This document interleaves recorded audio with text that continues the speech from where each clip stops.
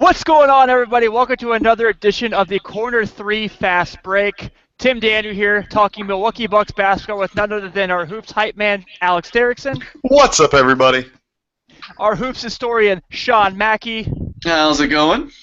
It's going wonderful, my friend. And to bring we had to talk some Bucks basketball. To get this going, we had to bring another than Mitchell Maurer. Mitchell, thank you for being a guest on the Corner 3 Fast Break. Thanks for having me. I'm glad to be here. Yeah, so Mitchell, what we do when we get these shows started, we do these team previews, is we give the writer who's joining us to talk about their team a chance to kind of explain where their fandom started, where they're currently writing, and where we can find their work. So go ahead and do that before we get the interview started. Oh, sure. You can find my work at brewhoop.com, the SB Nation site for the Milwaukee Bucks. I've been writing there since about 2009. Our primary writers are Frank Madden and Eric Name, who, if you go to BrewHoop now, you'll see a number of stories from there. They do great work there. I'm happy to be counted among them. In terms of my Bucks fandom, that started all the way back in 2001 when I was in middle school and the Bucks got cheated in the Eastern Conference Finals against Allen Iverson's 76ers. I'll never forget that series. I hated it so much, and I have suffered through every Bucks season ever since then in the hopes of getting back to the Eastern Conference Finals, which hopefully we're a little closer now, but that's what we're here to talk about. That's right. I want to kind of just go over a few things from the last, few seasons. Let's go back 2 years ago. Sure. The Bucks, they were, up and coming. They had a fantastic playoff series with the Chicago Bulls, and I was legitimately scared of them. I was like, these guys next year, they are going to be awesome. And they kind of regressed a little bit. That's putting it mildly. Yeah, they regressed a little bit. Chris Middleton ends up leading the team in scoring. He has a great year. He played 79 games. Do you think he's going to take another step forward this season? I think that step forward is not the most accurate way to put it when it comes to Chris Middleton. This past season that we just saw, he took a huge step forward, especially after the All-Star break. It wasn't so much his evolution as a scorer. He's an excellent shooter. He's been over 38% for at least the last 3 seasons, if my memory is serving me correctly. But he expanded his game greatly last season, especially as a playmaker. After the All-Star break, he was averaging nearly 5 assists a game, and this is while Point Giannis, which we'll cover in a little bit, I'm sure, was in full effect. So the fact that he was able to take the burden of creating plays for his teammates when, as a 6'8", wing who started his career as like a 3-4 tweener type of player, that was really remarkable to see. Nobody thought that he could do that. So what I think he's going to do is he's going to really refine his game to find out what he needs to do to be the best fit on the team with these other talented players. I don't think he needs to take a step forward. I think he just needs to kind of really hone in on the finer points of his game. Yeah, I agree. I think he's going to be.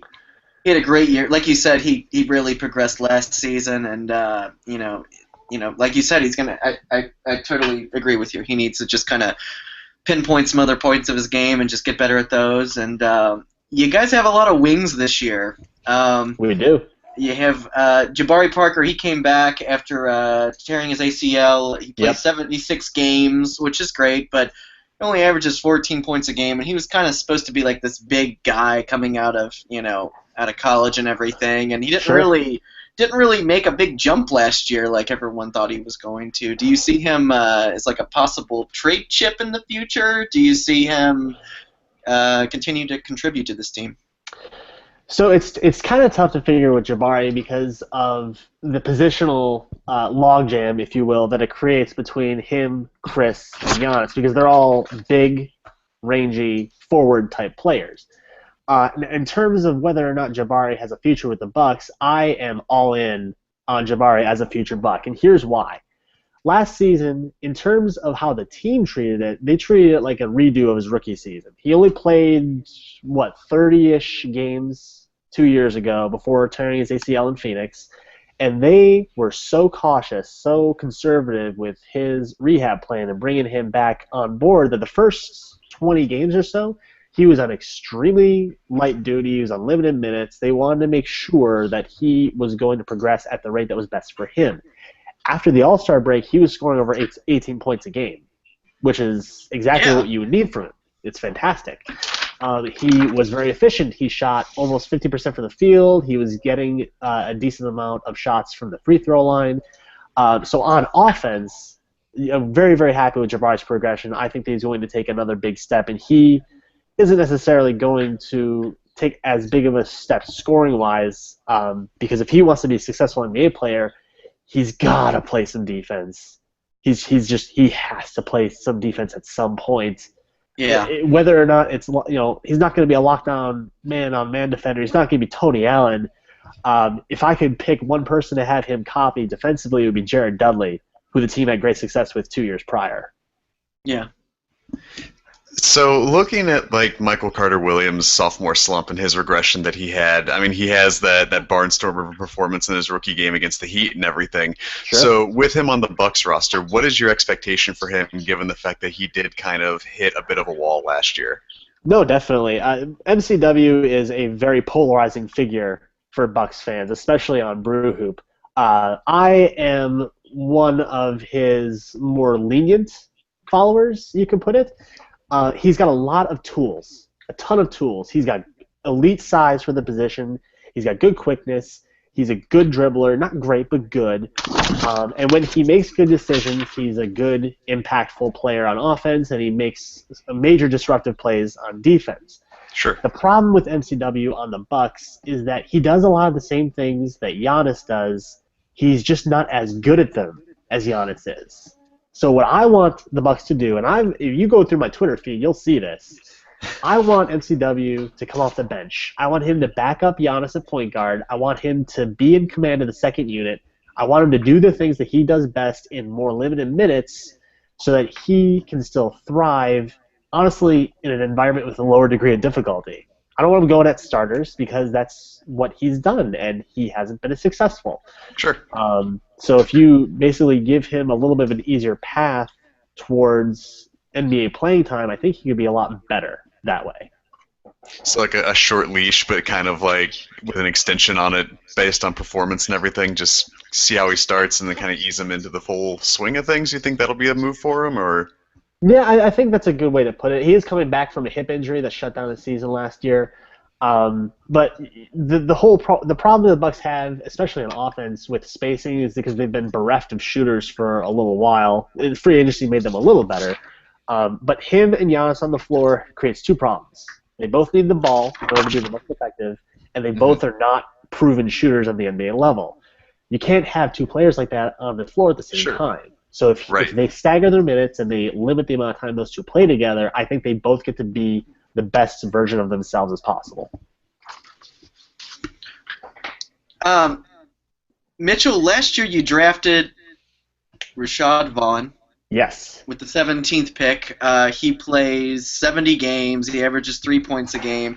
He was one of those guys everybody talked about, kind of being like an immediate contributor and stuff. He was real NBA ready, but it seemed like he didn't get a whole lot of minutes because you had so many guards and wings and stuff playing. He averaged 14 points a game this year in the summer league. Are you gonna see we're gonna see an increase in minutes since OJ Mayo is gone for 2 years? He's been gone for a long time, and all the best to OJ. Whatever he's got going on, I certainly hope that he gets it all sorted out. Yes. Rashad Vaughn definitely fills a major need. He, at least in theory, he's a great shooter and has NBA range and can do a lot of things from a lot of different angles. He had one of the worst rookie seasons in NBA history last year. Like, you go to his basketball reference page, and there's a whole lot of minus signs, and you hate to see that. I like what the team did with him because he's a young guy. He's, I think, 20, maybe he's 20. I don't even know if he's had his birthday yet. So he's got a lot of growth ahead of him. But with the number of minutes that he played, and hopefully he's the kind of guy who can learn from his mistakes because he made a ton of them last year, especially on offense. I think his shot will come around. He showed off a pretty good handle of how to handle defense at the NBA level, which was surprising. He's got good size and good athleticism. Not elite, but he doesn't have to be elite. For the NBA shooting guard position, I think that he can be a valuable rotation player. I don't know if it's this season, but the season after this is when it's really going to be kind of a telling year for whether or not he's going to stick around the NBA. Yeah. Well, it'll be interesting to see what he does this year. One thing I wanted to cover, last season, you guys kind of swooped in out of nowhere. Everyone thought Greg Monroe was going to sign with the Knicks. He signs with the Bucks. Yep, very happy to make Knicks fans unhappy. You're welcome. Yeah. He averages 15 and 9. He kind of hit a wall, but I don't really feel like he fits in the system. And do you think that is he trade bait this year, or do you think they're going to continue to work with Greg Monroe? Sure. So I'm far from an NBA insider. Let's be real about it. I am not the guy who's got the ear of executives across the league. It's no secret that the Bucks are very open to trading Greg Monroe, but they're not going to make a deal for the sake of making a deal. They're going to make the right deal for them, because you're absolutely right. He is not a good fit for the system. Unfortunately, he's not a good fit for most systems because he is a slower, very much affected by gravity, large center who is a great half-court scorer, a very good half-court passer, a very good rebounder, both in terms of his fundamental positioning and his ability to carve out space to prevent anybody else from swooping in and getting an offensive board. He's in his niche, he's a monster. He really is. I look at him a lot like I look at Enes Kanter when they put him in Oklahoma City and coming off the bench. I think he would be a perennial Sixth Man of the Year contender if he was willing to come off the bench. He's getting paid, I think, $17 million a season this coming year with his player option the year after, which we all are pretty sure he's not going to take because he's going to cash in on that sweet, sweet free agent money next year. Yeah, I know I would. Yeah. It was a good plan. I think they wanted to replicate what Zaza Pachulia did for them the previous season in terms of offering positional defense. And he just doesn't seem, either he doesn't have it or he doesn't want it. And I can't speak to know the guy personally, but it's not working. It's holding the team back. Every minute they play him, the team isn't as good as they need to be if they want to take that next step towards contention. That's just the truth of the matter. You know, I wish him all the best, but he is going to have to be somewhere else if we talk again next August. You're ready to ship this guy off. With that being said, who is that someone else? Like, if you've got to ship Greg Monroe off, you know, who plugs the holes in the roster that get you guys to that next step? In terms of other players out in the league, that's a great question. The Bucks at center, the Bucks need somebody who's going to be able to protect the rim on defense. Plus rebounding would be great, but the rim protection is a must-have. And they need somebody who knows his role and knows how to stay the hell out of the way on offense. Everybody on Broom is going to get upset about this, but Larry Sanders would be a perfect fit on this Bucks team right now. So, Larry, if you're listening, at least one of us is open to having you come on back. I love We're not against it. Larry listens to the show. He's a big fan. Yeah. Long-time listener, first-time caller. Larry Sanders, when he found out what his groove was, he was phenomenal. He did great work on defense, and he knew what he needed to do on offense in order to be effective and not get in the way. It was fantastic, and we loved it. But, you know, for his reasons, which are more important than basketball, he wasn't able to do that anymore. In terms of the center position, somebody else that can offer that, the Bucks actually have two players that can offer that already on the team, Miles Plumlee and John Henson. Each of them have their drawbacks. Each of them are not as good at a lot of things that even Greg Monroe was good at, but they offer the type of player that the Bucks kind of need at the 5, particularly if they're running with Giannis having a lot of the point guard duties most of the time. So, in terms of other players out in the league that would be a good get for a Greg Monroe trade, a versatile wing that could work on the backup and kind of a 3-4 would be good. I know that there was some interest with Portland a while back, and a lot of fans on Brewhoop had interest in Al-Farouq Aminu, who I'd be okay with. I wouldn't love it, but I wouldn't hate it either. We kind of went through that already a few years back with Luke Mbamute, who is kind of hanging on the fringes now, but he's a little bit older. It's tough. It's really tough to try because the Bucks are so set on their big three, and those big three all play 2-3-4 and rotate between 2-3-4. In terms of especially on positional defense, it's really hard to find what the ideal trade target for a Monroe deal is. And just to clear up, this is the Corner 3 podcast talking Milwaukee Bucks basketball with Mitchell Maurer. You can give him a follow on Twitter at WalesLarry. So, Mitchell, this offseason has been very interesting for the Milwaukee Bucks. Obviously, bring in Matthew Dellavedova of the defending champion Cleveland Cavaliers. Yep. You go and you bring in wise veteran Jason Terry because you just had to get younger and more athletic. Like the Chicago Bulls. It's very important. Right. And then you bring in 19 going on 36-year-old Thon Maker, and with the 10th pick in the draft. So, I think I'm in the minority where I actually like the Thon pick as far as the prospect. I understand it's the 10th, and that's a lot of money to pay a guy, but I think that he could really end up being a decent player for the team. Not superstar, not going that far. So Sure. when you look at that, man, when you look at the Thon pick, what were your thoughts originally? How do you feel a couple months removed from the draft? Sure. So I'm not going to censor myself. So if you babies out there are listening, make sure you put on your earmuffs. When they drafted Thon Maker, my reaction was this exact sound. Shit. Okay. Now that's out of the way. The reason why I reacted that way is because a couple days before the draft, we did a mock draft. Like, who do we think is going to go? And actually, it was me. I took Thon Maker for somebody in the late teens. It might have been Memphis. I'm not sure. But I started off my analysis, in air quotes, of the Maker pick as I hate Thon Maker's game. So that's where I was coming from. I mean, the guy had come out of nowhere. He was still, for all intents and purposes, a high school student that could also be old enough to be in a doctorate program. We just don't know. Although I do believe the Bucks actually put out his passport photo after they drafted him, which pretty much puts it to bed. And there's no funny business going on. He's legally 19 years old. That's what the documentation says.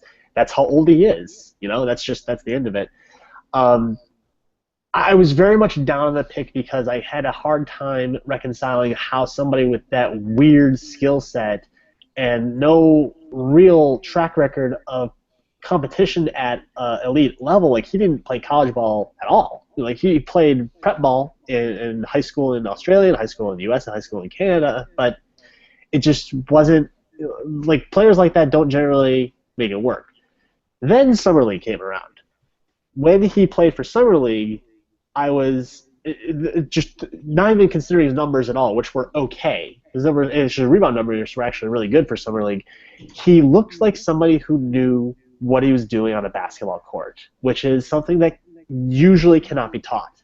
He seems to have really solid instincts. He's for somebody who's 7'1", he is an extremely fluid athlete.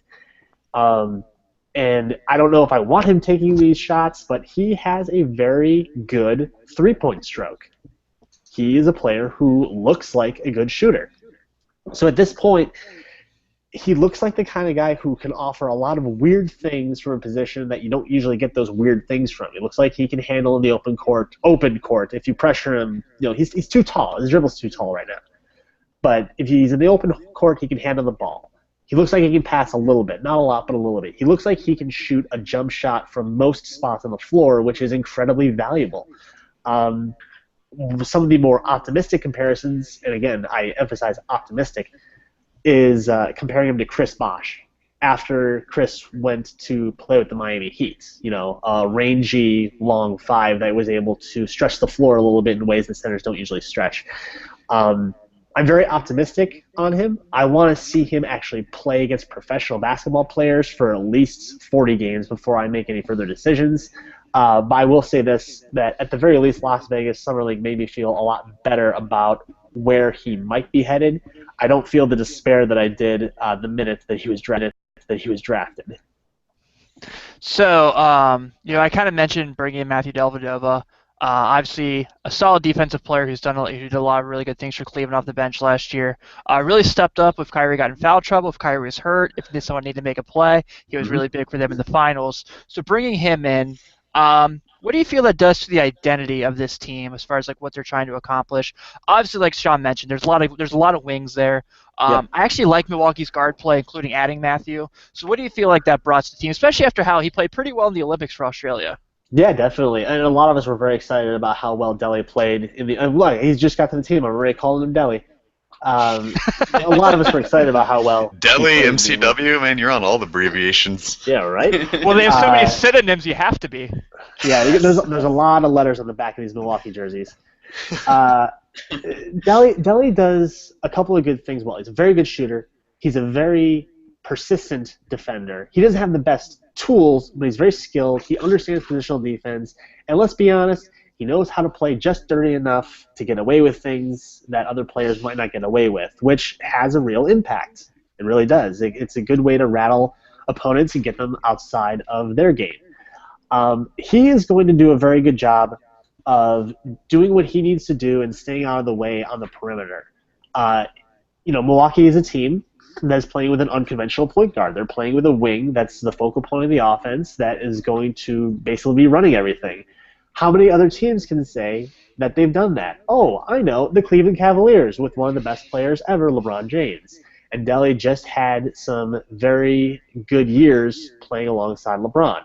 So I think that he knows what the dynamic is like. I think he knows what he can offer doing that in terms of covering point guards on defense and playing more of a shooting guard role on offense where he's able to space the floor with his perimeter jump shots while still being a threat to dribble and create if he gets a driving lane.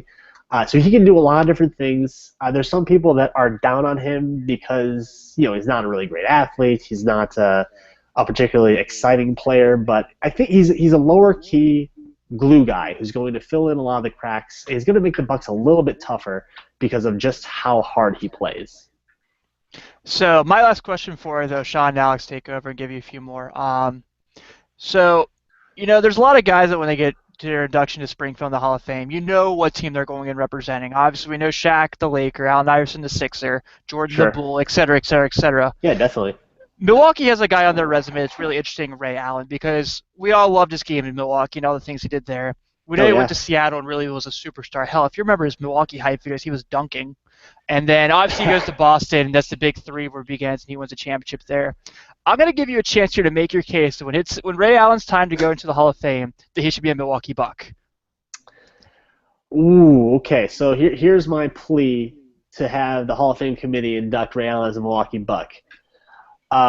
It'd be nice for Milwaukee to have another Hall of Famer, and we did draft him, so we had dibs. That's my case. That's a good case. Let's be honest. There isn't a really strong case. Like Ray Allen did great things as a Buck. He was the best player that Milwaukee had for a long time. He was one of the players that was is top 10 in scoring, great shooter, extremely athletic, just very electrifying for the team. And that was the reason why there were so many Milwaukee fans that were super excited to hear that 41-year-old, 2 years of not playing basketball at any level, Ray Allen was considering coming back to them. It has a lot of good feels surrounding it. But he didn't do his best work in Milwaukee. He did better work in Seattle, where George Karl foolishly had him shipped off to, and I will never forgive him for. He did even better in Boston, where he played with Garnett and Pierce and Rondo, and that is a great team that I have a lot of fond memories of, not cheering for, but appreciating what they were. And then playing in Miami. All those teams, he did more for than he did for the Bucks in terms of production. Milwaukee clings to him because he was, one bright spot in a long history of mediocrity. But he's, if he's going to the Hall of Fame, which he probably will, one of the best shooters ever. No, I think he is statistically the best shooter ever. Although Steph's coming for him. Steph is coming for him. He's not going to go in the Hall as a Buck. It's just not going to happen. Well, I'm sold on him going in as a Buck. Hey, sometimes you got to know when to punt. Sometimes you just got to give it up. I respect that. Absolutely. I was going to ask you one more question. You have another guard you drafted out of Virginia this year, Malcolm Brogdon. Yep. With the 36th pick. He averaged 10 and 4 in the summer league. Do you see this guy having an impact at all, or is he going to get any minutes, or what's your feel on this guy? Sure. So I absolutely love Malcolm Brogdon's game. He essentially he looks a lot like a similarly sized player to Michael Carter-Williams, except he has a viable jump shot, and he doesn't want to create everything himself. He's not going to play hero ball.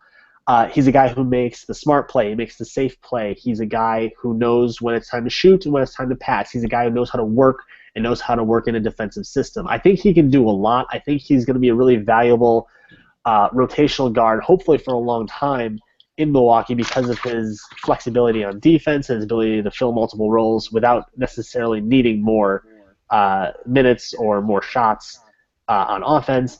The one thing that worries me is his jump shots. He's got a very flat trajectory on his jumper, which showed off in Vegas. He shot something like 23% from three. That's the one worry that I have about him. If he needs to get a little bit more leg strength to make sure that his very good college three-pointer translates to the pros. If he can do that, I see him sticking around the league for a really long time. Maybe not as a starter, but as a very key contributor. Okay, well that's good. I was looking him up today, and he looked decent, so I was just kind of curious about him. I had never heard of him until today. Sure. Antetokounmpo, is he going to be an All-Star this year? Yes. Sorry, Yes. I'm not going to hesitate. Okay. He is absolutely going to be All-Star. I'm sorry. Okay. This guy, he took over the point guard role. He what were his numbers? He put up 18 points, 8.5 rebounds, 7 assists, almost 2 blocks, almost 1.5 steals, and that's over 30 games. He needs to prove. He needs to demonstrate he can do that consistently. But if he can, those are really great numbers, and that alone is going to get you an All-Star berth. This guy he's 21, right? He is 21 years old until December. This guy is unreal.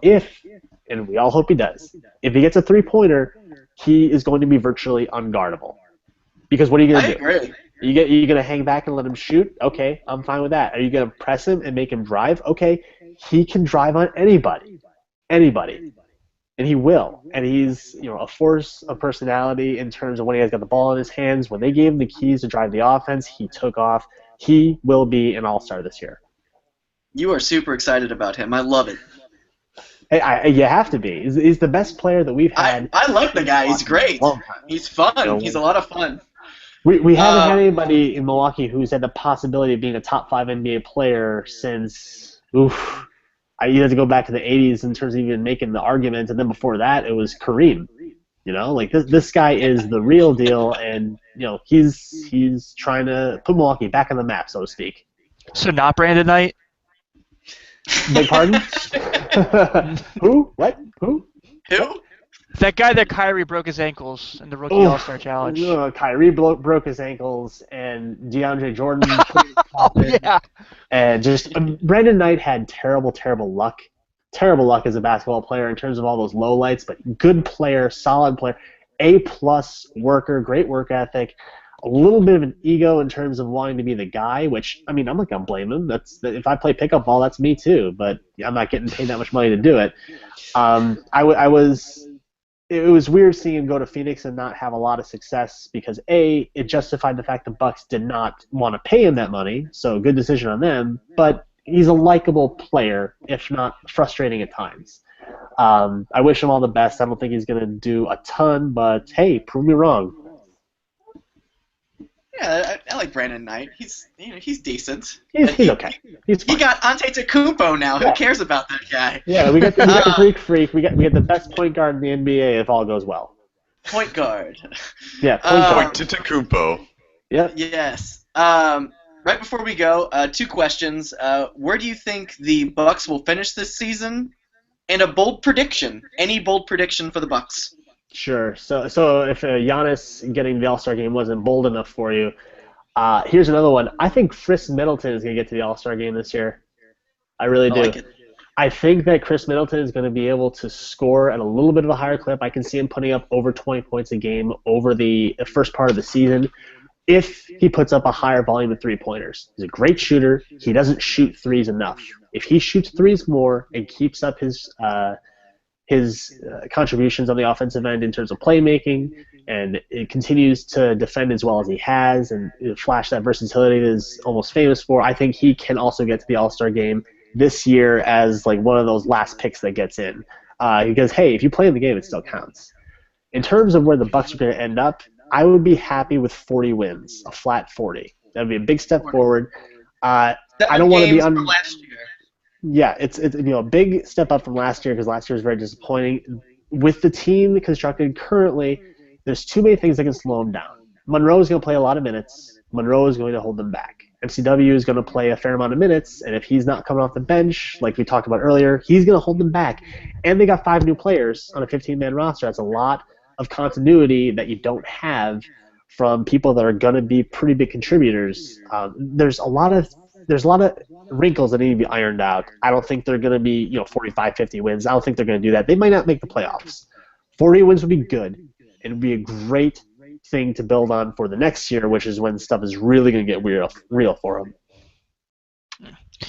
So, again, Mitch, we want to say thank you so much for taking some time to talk some Milwaukee Bucks basketball with us on this edition of the Fast Break on the Corner 3. So, before we go out here and close, go ahead and give a shout-out where people can follow you as far as social media. And one more time, if you want to plug your website. Yeah, absolutely. You can find my work at brewhoop.com. That's the SB Nation website for the Milwaukee Bucks. If you want to get my occasional posts on Twitter, you can follow me at Wales Larry. It's Wales the animal and then Larry the name. Don't ask why. It's a long story. And then we also have the Locked On Bucks podcast presented by Brewhoop that is hosted by my good friends Frank Madden and Eric Name. I am an occasional, emphasis on occasional contributor there. But yeah, if you want some more of these dulcet tones, that's where to go. Excellent. Well, Mitchell, thanks again, man. Best of luck to the Bucks this year, and look forward to talking to you a little down the road and see where things are at. Yeah, it's been a pleasure. Thank you. All right. Thanks for coming on, Mitchell. No, my pleasure. Happy to do it. I hope it was decent. I haven't done a It was podcast really in a while. good, actually. Yeah, it was really good. Great. It was very good. Content-packed. After Sean, we're still live. As long as y'all are happy with it, I'm good. Sean, we're there we still go.